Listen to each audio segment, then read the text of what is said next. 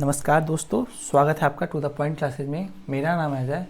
आज हम लोग एनटीपीसी प्रीवियस ईयर की जो हम लोग की टेस्ट सीरीज चल रही थी, इसका पार्ट 7वां देखेंगे। इसमें हमारे महत्वपूर्ण लगभग 50 प्रश्न होंगे और ये सारे प्रश्न हमारे जीके और जीएस से होंगे। ये सारे टॉपिक आपके सामने स्क्रीन पर दिख रहे हैं, देख लीजिए आप लोग। तो चलिए शुरू करते हैं अपने पहले प्रश्न से। आप लोग प्रश्नों के क्रम पर मत जाइएगा, हम लोग आपको छाँट के और अच्छे प्रश्न जो पूछे गए हैं उसी को करा रहे हैं, ठीक है। तो आज का पहला प्रश्न है, निम्नलिखित में से कौन सा राजवंश दक्षिण भारत से संबंधित नहीं था? आपको बताना है। 4 ऑप्शन आपको दिए गए हैं, मैं आपको 2 से 3 सेकंड दूंगा, आप लोग सोचिए और इसका जवाब दीजिए। कौन सा राजवंश दक्षिण भारत से संबंधित नहीं था? तो चलिए इसको हम लोग बताना स्टार्ट करते हैं। तो इसका सही जवाब हो जाएगा ऑप्शन बी, जो पाल राजवंश था ये दक्षिण भारत से संबंधित नहीं था, जबकि सातवाहन और पांड्य और पल्लव ये दक्षिण भारत के राजवंश थे, ठीक है। जो पाल राजवंश था ये बंगाल से संबंधित है, ठीक है। और इसकी स्थापना गोपाल ने की थी। किसने की थी? गोपाल ने की थी, ठीक है। और इसका शासनकाल 780 ईस्वी से, ठीक है, 780 ईस्वी से 1174 ईस्वी तक लगभग चला था। क्या तक? 780 से 1174 ईस्वी तक, ठीक है। चलते हैं अगले प्रश्न की ओर। रूप का प्राचीन साम्राज्य राज किस राज्य में मौजूद था? आपको बताना है। जो कामरूप था का प्राचीन साम्राज्य किस राज्य में मौजूद था? 4 ऑप्शन आपको दिए गए हैं, आप लोग सोचिए और बताइए। तो इसका सही जवाब हो जाएगा ऑप्शन सी, असम राज्य से संबंधित था कामरूप, ठीक है। जो कामरूप था, ठीक है, ये प्राचीन समय में असम राज्य में संबंधित था। और इसका उल्लेख सर्वप्रथम समुद्रगुप्त के प्रयाग प्रशस्ति में मिलता है, ठीक है। किसमें? समुद्रगुप्त के प्रयाग प्रशस्ति में, ठीक है। चलते हैं अगले प्रश्न की ओर। पूर्व चोल राजाओं में से किसे सबसे महान माना जाता है? तो इसका जो सही जवाब हो जाएगा ऑप्शन सी। ऑप्शन सी क्या है? करिकाल को पूर्व चोल राजाओं में सबसे महान माना जाता था, ठीक है। और इसका शासनकाल लगभग 190 ईस्वी तक चला था। कब तक? 190 ईस्वी तक चला था, ठीक है। चलते हैं अगले प्रश्न की ओर। चोल राजा ने मालदीव के द्वीपों पर दरियाई विजय पाई थी। आपको बताना है किस चोल राजा ने मालदीव के द्वीपों पर दरियाई विजय पाई थी? तो इसका सही जवाब हो जाएगा ऑप्शन बी, राजराज नामक जो राजा थे, इन्होंने मालदीव के द्वीपों पर दरियाई विजय पाई थी, ठीक है। चलते हैं अगले प्रश्न की ओर। राष्ट्र की पहली राजधानी कौन सी थी? आपको बताना है। श्रीलंकन राष्ट्र की पहली राजधानी कौन थी? 4 ऑप्शन आपको दिए गए हैं, आप लोग सोचिए और बताइए। तो इसका सही जवाब हो जाएगा ऑप्शन सी, जो अनुराधापुरा है, श्रीलंकन राष्ट्र की पहली राजधानी थी, ठीक है। चलते हैं अगले प्रश्न की ओर। प्रसिद्ध बृहदेश्वर मंदिर कहाँ स्थित है? आपको बताना है। तो इसका सही जवाब हो जाएगा ऑप्शन डी, तमिलनाडु में स्थित है प्रसिद्ध बृहदेश्वर मंदिर, ठीक है। और यह तमिलनाडु के तंजावुर जिले में स्थित है, ठीक है। और इसका निर्माण राजराज प्रथम ने कराया था, ठीक है। और यह ग्रेनाइट से निर्मित एक मंदिर है, ठीक है। किससे? इसके बारे में इंपॉर्टेंट नोट्स हैं। यह ग्रेनाइट की बनी मंदिर है, ठीक है। और यह तमिलनाडु के तंजावुर जिले में स्थित है और इसका निर्माण राजराज प्रथम नामक राजा ने कराया था, ठीक है। चलते हैं अगले प्रश्न की ओर। आज का अगला प्रश्न है, भारतीय संविधान के अंतर्गत वैधानिक सत्ता का अधिकार किसे प्राप्त है? आपको बताना है। 4 ऑप्शन आपको दिए गए हैं। तो इसका सही जवाब हो जाएगा ऑप्शन डी, वैधानिक सत्ता का अधिकार संसद को प्राप्त है, ठीक है। चलते हैं अगले प्रश्न की ओर। सर्वोच्च विधायी निकाय कौन सा है? आपको बताना है। तो इसका सही जवाब हो जाएगा ऑप्शन डी, संसद जो है भारत का सर्वोच्च विधायी निकाय है, ठीक है। इसके द्वारा ही भारत देश में संविधान आदि का निर्माण होता है, ठीक है। चलते हैं अगले प्रश्न की ओर। समुदाय के कितने सदस्यों को संसद में नामित किया जा सकता है? ठीक है, आपको बताना है। तो इसका सही जवाब हो जाएगा ऑप्शन ए, 2 सदस्यों को एंग्लो इंडियन समुदाय को 2 सदस्यों को राष्ट्रपति के द्वारा लोकसभा में नामित किया जा सकता है, ठीक है। चलते हैं अगले प्रश्न की ओर। आज का अगला प्रश्न है, राज्यसभा को किस नाम से भी जाना जाता है? आपको बताना है। 4 ऑप्शन आपको दिए गए हैं, आप लोग सोचिए और बताइए कि राज्यसभा को किस नाम से जाना जाता है। तो इसका सही जवाब हो जाएगा ऑप्शन सी। ऑप्शन सी क्या है? उच्च सदन। राज्यसभा को उच्च सदन के रूप में भी जाना जाता है, जबकि निम्न सदन के रूप में लोकसभा को जाना जाता है, ठीक है। चलते हैं अगले प्रश्न की ओर। सदस्यता की अवधि क्या है? आपको बताना है कि राज्यसभा में कोई भी सदस्य कितने वर्ष के लिए नामित रहता है। तो इसका सही जवाब हो जाएगा ऑप्शन बी, 5 वर्ष के लिए राज्यसभा की सदस्यता की अवधि होती है, ठीक है। लोकसभा की भी 5 वर्ष होती है, ठीक है। और इसके और जो ये अवधि होती है किस आर्टिकल के अंतर्गत होती है, तो आर्टिकल होती है हमारी, ठीक है, आर्टिकल 83 का फर्स्ट, ठीक है, 83 का फर्स्ट का ये, 83 का एक है ये, ठीक है। इसके अंतर्गत राज्यसभा के सदस्य की अवधि 5 वर्ष होती है, ठीक है। चलते हैं अगले प्रश्न की ओर। आज का अगला प्रश्न है, जम्मू कश्मीर सरकार की ग्रीष्मकालीन राजधानी कौन सी है। आपको बताना है कि जम्मू कश्मीर सरकार की ग्रीष्मकालीन राजधानी कौन सी है। तो इसका सही जवाब हो जाएगा ऑप्शन बी, जो जम्मू कश्मीर सरकार की ग्रीष्मकालीन राजधानी श्रीनगर है, ठीक है। और इससे पूछे कि शीतकालीन राजधानी कौन सी है, तो शीतकालीन राजधानी जम्मू है, ठीक है। चलते हैं अगले प्रश्न की ओर। व्यापक वनों के प्रकार कौन से हैं। आपको बताना है कि भारत में सर्वाधिक किस प्रकार के वन पाए जाते हैं। तो इसका सही जवाब हो जाएगा ऑप्शन ए, भारत में सर्वाधिक पर्णपाती वन पाए जाते हैं। इनमें भी मुख्यतः 2 प्रकार के पाए जाते हैं। कौन कौन से। पहला तो है उष्ण कटिबंधीय आर्द्र पर्णपाती वन, ठीक है। और दूसरा जो है उष्ण कटिबंधीय शुष्क पर्णपाती वन, ठीक है। और यह मुख्यतः 70 से, जहाँ पर 70 से 180 सेंटीमीटर वर्षा होती है वहाँ पर पाए जाते हैं, ठीक है। चलते हैं। इसका अगला प्रश्न है, भारत के किस राज्य में सर्वाधिक वन क्षेत्र हैं। आपको बताना है भारत के किस राज्य में सर्वाधिक वन क्षेत्र हैं। तो इसका सही जवाब हो जाएगा ऑप्शन बी, मध्य प्रदेश में भारत के सर्वाधिक वन क्षेत्र हैं। लेकिन अगर आपसे यही पूछे प्रतिशत क्षेत्रफल के अकॉर्डिंग सबसे ज़्यादा किस राज्य में है, तो आपका जवाब हो जाएगा क्या, मिजोरम। किस में है, मिजोरम में होता है, ठीक है। मिजोरम में सबसे ज़्यादा प्रतिशत क्षेत्र में वन है, ठीक है। चलते हैं अगले प्रश्न की ओर। बंस विश्व के टाइडल हेलोफाइटिक जंगल का सबसे बड़ा एक ब्लॉक है। किस प्रकार के जंगल का ब्लॉक है आपको बताना है। तो इसका सही जवाब हो जाएगा ऑप्शन सी, यह मैंग्रोव वनों का एक बड़ा ब्लॉक है। और सुंदरवन जो हमारा है पश्चिम बंगाल तथा बांग्लादेश में कुछ भाग पाए जाते हैं, ठीक है। और यह इसका जो क्षेत्रफल है 1,40,000, कितना, 1,40,000 हेक्टेयर है, ठीक है। हेक्टेयर क्षेत्रफल है। और यह यूनेस्को की विश्व धरोहर सूची में भी शामिल है, ठीक है। और आपको पता ही होगा कि जो यूनेस्को है उसका हेडक्वार्टर पेरिस में है, ठीक है। चलते हैं अगले प्रश्न की ओर। कौन से राज्य में सर्वाधिक क्षेत्र मैंग्रोव वन के महत्व के है। इसमें क्वेश्चन पूछा गया है, भारत में निम्नलिखित में कौन से राज्य में सर्वाधिक क्षेत्र मैंग्रोव के तहत है।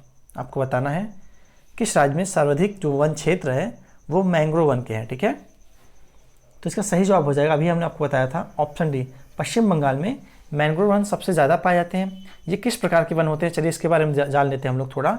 ये जो होते हैं समुद्री डेल्टाई क्षेत्र में पाए जाते हैं। और इसमें क्या होता है, जो वन होते हैं इनके जड़ जमीन में न जाकर ऑक्सीजन के लिए जमीन फाड़ के ऊपर निकल आते हैं कांटे की तरह, ठीक है। चलते हैं अगले प्रश्न की ओर। आज का अगला प्रश्न है, विश्व में मैंग्रोव वनों का सबसे बड़ा क्षेत्र निम्न में से कौन सा है। आपको बताना विश्व में सबसे बड़ा मैंग्रोव का क्षेत्र इनमें से कौन सा है। तो इसको आपको पता ही होगा, ऑप्शन डी, सुंदरवन, जो कि पश्चिम बंगाल में है, ठीक है। चलते हैं अगले प्रश्न की ओर। कौन सी आकाश गंगाओं मिल्की वे के सबसे करीब है। आपको बताना है जो हमारा सौरमंडल है वो मिल्की वे आकाशगंगा में स्थित है, आपको पता ही है। तो इसका जो आकाशगंगा का सबसे पड़ोसी आकाशगंगा कौन सा है वो बताना है आपको, ठीक है। तो इसका सही जवाब हो जाएगा ऑप्शन सी, जो एंड्रोमेडा गैलेक्सी है, अर्थात जो एंड्रोमेडा आकाशगंगा है ये हमारी मिल्की वे आकाशगंगा जो है इसके सबसे करीब का पड़ोसी वाला आकाशगंगा है, ठीक है। और इसकी जो दूरी है हमारी आकाशगंगा से 2.5 मिलियन लाइट ईयर इसकी दूरी है, ठीक है। और इसका जो विस्तार है ये एंड्रोमेडा गैलेक्सी का, ये लगभग 22,000 प्रकाश वर्ष इसका जो विस्तार है, ठीक है। और इसमें लगभग 1 ट्रिलियन तारे हैं। कितने, 1 ट्रिलियन तारे हैं, ठीक है। चलते हैं अगले प्रश्न की ओर। क्या है आपको बताना है, 4 ऑप्शन आपको दिए गए हैं, आप लोग सोचिए और बताइए कि एंड्रोमेडा क्या है। तो अभी हमने आपको बताया कि एंड्रोमेडा जो हमारी आकाशगंगा है मिल्की वे उसका एक पड़ोसी आकाशगंगा है। तो इसका सही जवाब हो जाएगा ऑप्शन ए, यह मिल्की वे का एक पड़ोसी आकाशगंगा है, ठीक है। चलते हैं अगले प्रश्न की ओर। गंगाओं के बुनियादी प्रकार में से एक नहीं है। आपको बताना है कि आकाशगंगा जो हमारी होती हैं उनका कौन सा इसमें से एक प्रकार नहीं है, आपको बताना है।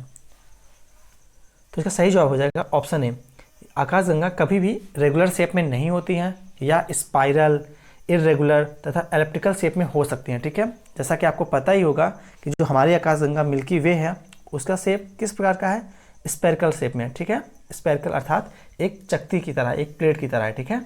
चलते हैं अगले प्रश्न की ओर। तो आज का अगला प्रश्न है, आकाशगंगा द मिल्की वे का आकार कौन सा है? अभी हमने इसके पहले आपको क्वेश्चन में बताया था कि जो हमारी आकाशगंगा मिल्की वे है उसका आकार सर्पिलाकार है, अर्थात स्पाइरल शेप में है। ठीक है, इसका सही जवाब हो जाएगा ऑप्शन सी, इसका सही जवाब हो जाएगा। ठीक है, चलते हैं अगले प्रश्न की ओर। आज का अगला प्रश्न है, वायुमंडल के अध्ययन को क्या कहा जाता है? तो इसका सही जवाब हो जाएगा ऑप्शन बी, वायुमंडल के अध्ययन को मेट्रोलॉजी कहा जाता है, जबकि पर्यावरण के अध्ययन को इकोलॉजी कहा जाता है। ठीक है, चलते हैं अगले प्रश्न की ओर। 81 में इसरो द्वारा प्रक्षेपित भारत के पहले जियो स्टेशनरी उपग्रह का नाम क्या था? आपको बताना है। तो इसका सही जवाब हो जाएगा ऑप्शन बी, इसरो द्वारा 1981 में स्थापित भारत का पहला जियो स्टेशनरी उपग्रह का नाम एप्पल था। एप्पल का फुल फॉर्म क्या है? Ariane passenger payload experiment. ठीक है, क्या है? APPELE, इसका जो फुल फॉर्म था एरियन पैसेंजर पेलोड, ठीक है, एक्सपेरिमेंट। ठीक है, और इसको 1981 में कैरू फ्रेंच गुयाना, जो कि हमारे दक्षिण अमेरिका देश में पाया जाता है, वहाँ से इसको लॉन्च किया गया था। ठीक है, और एप्पल जो हमारा था भारत का पहला संचार उपग्रह था। ठीक है, आपको ये बात भी याद रखनी होगी। ठीक है, कि जो एप्पल था भारत का पहला संचार उपग्रह था और इसका प्रक्षेपण टीवी कार्यक्रम तथा रेडियो नेटवर्किंग के लिए किया गया था। ठीक है, चलते हैं अगले प्रश्न की ओर। भारतीय संचार उपग्रह कौन था? तो अभी हमने इसके पहले आपको क्वेश्चन बताया था कि भारत का प्रथम जो संचार उपग्रह था एप्पल था। ठीक है, तो इसका सही जवाब हो जाएगा ऑप्शन सी, एप्पल। ठीक है, चलते हैं अगले प्रश्न की ओर। निर्मित पहला मानव रहित उपग्रह कौन था? तो इसका सही जवाब हो जाएगा ऑप्शन बी, आर्यभट्ट। ठीक है, आर्यभट्ट जो इसरो द्वारा निर्मित प्रथम मानव रहित उपग्रह था और इसका नाम भारत के 5वीं शताब्दी के महान गणितज्ञ आर्यभट्ट के ऊपर रखा गया था। ठीक है, चलते हैं अगले प्रश्न की ओर। इसरो द्वारा निर्मित पहला विशिष्ट मौसम उपग्रह मिडसैट क्या है? आपको बताना है। तो इसका सही जवाब हो जाएगा पहला, ऑप्शन ए इसका सही जवाब हो जाएगा। इसरो द्वारा निर्मित पहला विशिष्ट मौसम उपग्रह मिडसैट एक भू समकालीन उपग्रह है और इसकी जो प्रक्षेपण था 12 सितंबर, ठीक है, 2002 को हुआ था। ठीक है, किसके द्वारा हुआ था?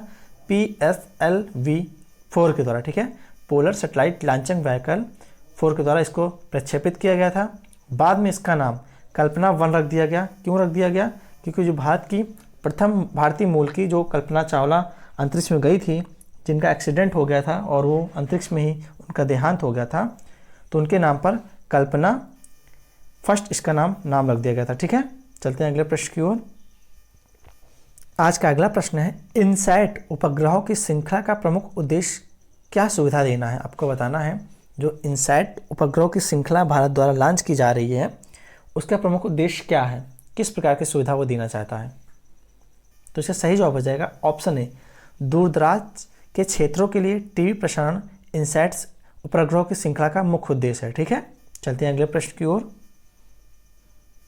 आज का अगला प्रश्न है, सोने को किसमें घोला जा सकता है? आपको बताना है। 4 ऑप्शन आपको दिए गए हैं, इनमें से चारों में से किसमें सोने को घोला जा सकता है? तो इसका सही जवाब हो जाएगा ऑप्शन डी, एक्वारेजिया में सोने को घोला जा सकता है। ठीक है, और जो एक्वारेजिया कॉम्बिनेशन होता है हाइड्रोक्लोरिक एसिड और नाइट्रिक एसिड का होता है। ठीक है, और इसका जो अनुपात होता है ये भी पूछ लेता है, 3:1 के अनुपात में मिला होता है। ठीक है, क्या? हाइड्रोक्लोरिक एसिड 3 के अनुपात में होता है और जो नाइट्रिक एसिड होती है वो हमारे 1 के रेशियो में होती है। ठीक है, चलते हैं अगले प्रश्न की ओर। इनमें से कौन सा जिंक का उच्चतम स्रोत है? आपको बताना है।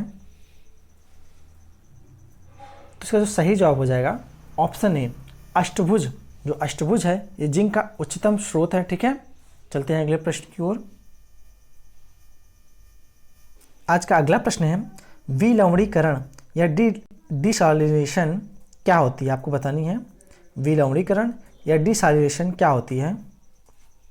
तो इसका सही जवाब हो जाएगा ऑप्शन बी, यह एक ऐसी प्रक्रिया है जिसमें नमकीन पानी से खनिज पदार्थ को अलग करती है। ठीक है, उसे विलवणीकरण कहते हैं। ठीक है, चलते हैं अगले प्रश्न की ओर। ये 4 शब्दों में आपको 3 किसी एक तरीके से समान है, एक भिन्न है, आपको भिन्न जो है वही बताना है कौन सा इसमें भिन्न है। ठीक है, तो इसका सही जवाब हो जाएगा ऑप्शन सी, जो पोटेशियम है इनमें ये भिन्न है, क्योंकि जो पोटेशियम होता है ये हमारी एक धातु है। ठीक है, पोटेशियम धातु है, जबकि जिरकोनियम जिंकोनियम और सिलिकॉन और गैलियम, ये हमारी उपधातुएं होती हैं। ठीक है, चलते हैं अगले प्रश्न की ओर। तो अलग या विषम है उसे चुनना है आपको। बताइए कौन सा इसमें सही जवाब हो जाएगा। तो इसका सही जवाब हो जाएगा ऑप्शन डी। हाइड्रोजन जो है इन चारों ऑप्शन में सबसे भिन्न है, क्योंकि जो आर्गन होती है और नियान होती है और जीनान, ये हमारे इनर्ट गैसें हैं अर्थात अक्रिय गैसें हैं। इन्हें नोबेल गैसें भी कहा जाता है। ठीक है, और यह पीरियोडिक टेबल में 18वें आवर्त में पाए जाते हैं। ठीक है, किस में पाए जाते हैं? 18वें वर्ग में पाए जाते हैं। 18वें वर्ग में पाए जाते हैं। जैसा कि आपको पता ही होगा कि पीरियोडिक टेबल में 18 वर्ग होते हैं टोटल और 7 आवर्त होते हैं। तो ये सबसे अंतिम आवर्त में पाया जाता है। कौन? उसमें कौन कौन सी गैस होती हैं? हीलियम, नियान, आर्गन, क्रिप्टॉन, जीनान आदि सब इनर्ट गैसें हैं, जिन्हें हम लोग नोबेल धातु भी कहते हैं। ठीक है, चलते हैं अगले प्रश्न की ओर। ये टीका किसने प्रदान किया था आपको बताना है। तो इसका सही जवाब हो जाएगा ऑप्शन ए। एडवर्ड जेनर ने चेचक के लिए टीका को बनाया था। और चेचक आपको पता ही है कि एक विषाणु जनित रोग है और यह वेरियोला नामक विषाणु से पाया जाता है। किससे? वेरियोला नामक, लिख देते हैं यहाँ पे हम लोग, वेरियोला नामक विषाणु से ये पाया जाता है। ठीक है, चलते हैं अगले प्रश्न की ओर। बीमारी दिल से संबंधित नहीं है आपको बताना है। लोग सोचिए और बताइए कि दिल से संबंधित बीमारी कौन सी नहीं है। तो इसका सही जवाब हो जाएगा डिप्थीरिया। डिप्थीरिया एक दिल से संबंधित बीमारी नहीं है, जबकि ऑप्शन ए, बी और डी ये संबंधित दिल से ही बीमारी हैं। ठीक है, चलते हैं अगले प्रश्न की ओर। इनमें से कौन सा एक जीवाणु संबंधित रोग है आपको बताना है। तो इसका सही जवाब हो जाएगा ऑप्शन बी, उपदंश, जिसे हम लोग सिफिलिस भी कहते हैं। उपदंश एक जीवाणु संबंधित रोग है। ठीक है, और यह ट्रेपोनोमिया, क्या? ट्रेपो लिख देते हैं यहाँ पे हम लोग, ट्रेपोनीमिया पैलिडम, ट्रेपोनीमिया पैलिडम नामक जीवाणु से ये रोग होता है। कौन सा? उपदंश, जिसे हम लोग सिफिलिस भी कहते हैं। ठीक है, चलते हैं अगले प्रश्न की ओर। को फैलाने वाले कीड़ों को क्या कहा जाता है आपको बताना है कि जो रोगों को फैलाते हैं कीड़े, उन कीड़ों को क्या कहा जाता है। तो उन्हें हम लोग वाहक कहते हैं और इंग्लिश में से वेक्टर भी कहा जाता है। ठीक है, चलते हैं अगले प्रश्न की ओर। हिंदी में वाहक कहते हैं। ठीक है, चलते हैं अगले प्रश्न की ओर। आज का अगला प्रश्न है मिलियोडेसिस क्या है आपको बताना है। मिलियोडेसिस क्या है? तो इसका सही जवाब हो जाएगा ऑप्शन सी। यह एक संक्रमण रोग होता है जो मनुष्यों और जानवरों में फैलता है। ठीक है, और यह दूषित जल और मृदा से फैलता है। ठीक है, चलते हैं अगले प्रश्न की ओर। आज का अगला प्रश्न है वह व्यक्ति जो एक साझेदारी फर्म को केवल अपना नाम देता है उसे क्या कहा जाता है। तो इसका सही जवाब हो जाएगा ऑप्शन बी, नॉमिनल पार्टनर उसे कहा जाता है। क्या कहा जाता है? वह व्यक्ति जो एक साझेदारी फर्म को केवल अपना नाम देता है उसे नॉमिनल पार्टनर कहा जाता है। ठीक है, चलते हैं अगले प्रश्न की ओर। जमा राशि पर दिए जाने वाले ब्याज दर क्या कहलाते हैं। 4 ऑप्शन आपको दिए गए हैं, आप लोग पढ़िए और बताइए कि बैंक जमा राशि पर दिए जाने वाले ब्याज दर को क्या कहता है। तो इसका सही जवाब हो जाएगा ऑप्शन डी, मुद्रास्फीति के लिए मुआवजा कहते हैं। ठीक है, चलते हैं अगले प्रश्न की ओर। आज का अगला प्रश्न है मोबाइल फोन का उपयोग करके धन स्थानांतरण करने की वाली प्रक्रिया को क्या कहा जाता है। तो आपको बताना है, जैसा कि आप लोग यूज़ भी करते होंगे, गूगल पे, फ़ोन पे आदि यूज़ करते होंगे। ठीक है, तो उसमें जो पैसा आप ट्रांसफ़र करते हैं उस प्रक्रिया को क्या कहा जाता है। तो इसका सही जवाब हो जाएगा option C, IMPS, intermediate payment service उसे कहा जाता है। ठीक है, इसका फुल फॉर्म क्या है? Intermediate payment service. ठीक है, चलते हैं अगले प्रश्न की ओर। आज का अगला प्रश्न है ब्रिक्स डेवलपमेंट बैंक को अब नया नाम क्या दे दिया गया है, आप लोग को बताना है।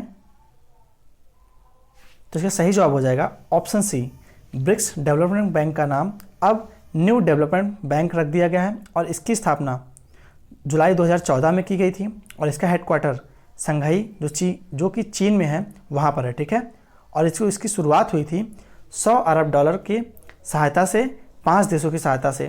ब्रिक्स में कौन कौन से देश हैं?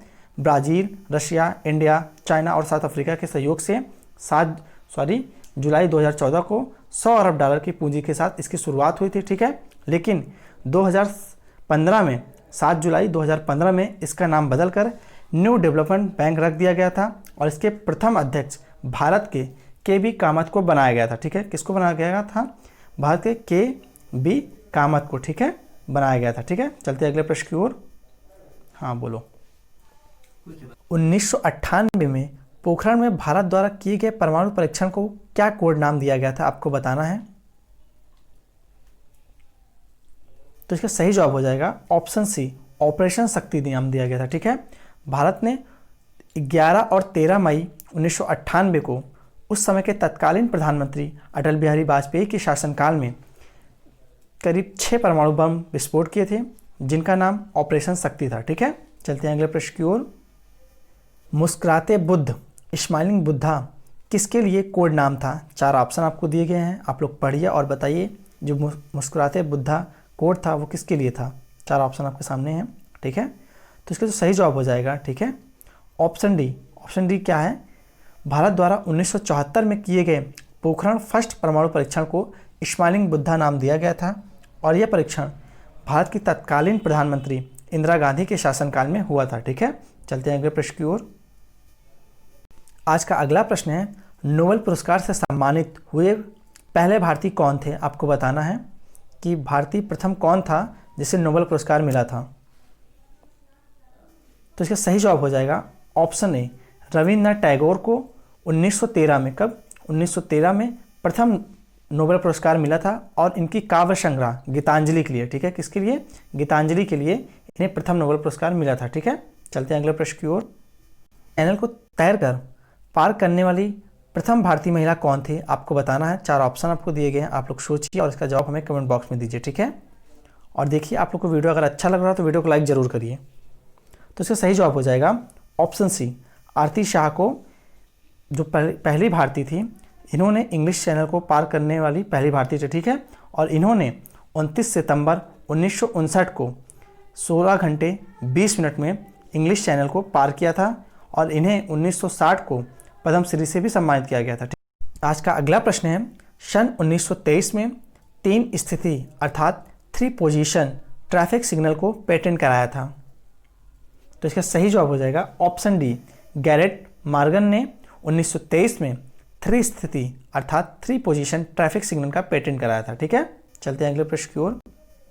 2012 के ओलंपिक में अधिकतम स्वर्ण पदक किस देश ने जीता था? आपको बताना है। तो इसका सही जवाब हो जाएगा ऑप्शन सी, 2012 के ओलंपिक में अधिकतम स्वर्ण अमेरिका देश ने जीता था और इनकी स्वर्ण की संख्या लगभग 46 थी। कितनी थी? 46 थी।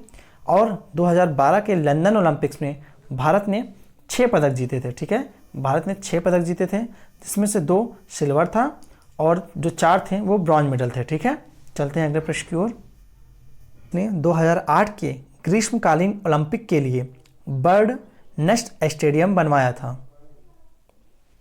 तो इसका सही जवाब हो जाएगा ऑप्शन ए, चीन ने 2008 के ग्रीष्मकालीन ओलंपिक एवं पैरा ओलंपिक की मेजबानी की थी और उसमें एक स्टेडियम बनाया था जिसका नाम था बर्ड नेस्ट। ठीक है, चलते हैं अगले प्रश्न की ओर। आज का अगला प्रश्न है, किसी व्यक्ति ने ओलंपिक खेलों में सर्वाधिक स्वर्ण पदक जीते हैं। किस व्यक्ति ने? आपको बताना है। तो इसका सही जवाब हो जाएगा ऑप्शन बी, माइकल फेल्प्स जो हैं तैराकी से संबंधित एक खिलाड़ी हैं जिन्होंने, जो अमेरिका के हैं। ठीक है, कहाँ के हैं? अमेरिका के हैं। इन्होंने अब तक ओलंपिक्स में 28 मेडल जीते हैं, जिनमें से 23 गोल्ड हैं, 3 सिल्वर हैं और 2 ब्रॉन्ज मेडल है। ठीक है, और किसी भी व्यक्तिगत ओलंपिक में इनका सबसे ज़्यादा मेडल जीतने का रिकॉर्ड है। ठीक है, चलते हैं अगले प्रश्न की ओर।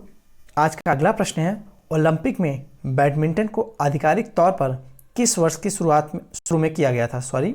ओलंपिक में बैडमिंटन को आधिकारिक तौर पर किस वर्ष में शुरू किया गया था? 4 ऑप्शन आपको दिए गए हैं, आप लोग बताइए।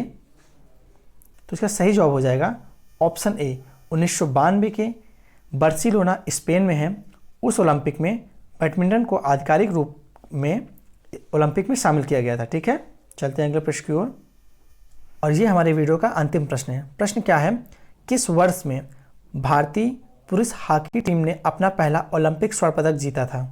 4 ऑप्शन आपको दिए गए हैं, आप लोग सोचिए और बताइए। तो इसका सही जवाब हो जाएगा ऑप्शन ए, 1928 में भारतीय पुरुष हॉकी टीम ने पहला ओलंपिक स्वर्ण जीता था। इन्होंने भारतीय पुरुष हॉकी टीम ने अब तक कुल 11 पदक जीत चुके हैं, जिनमें से 8 गोल्ड हैं। क्या हैं? 8 गोल्ड हैं और 1 सिल्वर है और 2 ब्रॉन्ज मेडल है। ठीक है, तो उम्मीद है आपको वीडियो पसंद आया होगा। वीडियो आपको अगर पसंद आया हो तो वीडियो को लाइक ज़रूर करिए तथा इसे दोस्तों में ज़रूर शेयर करिए। धन्यवाद।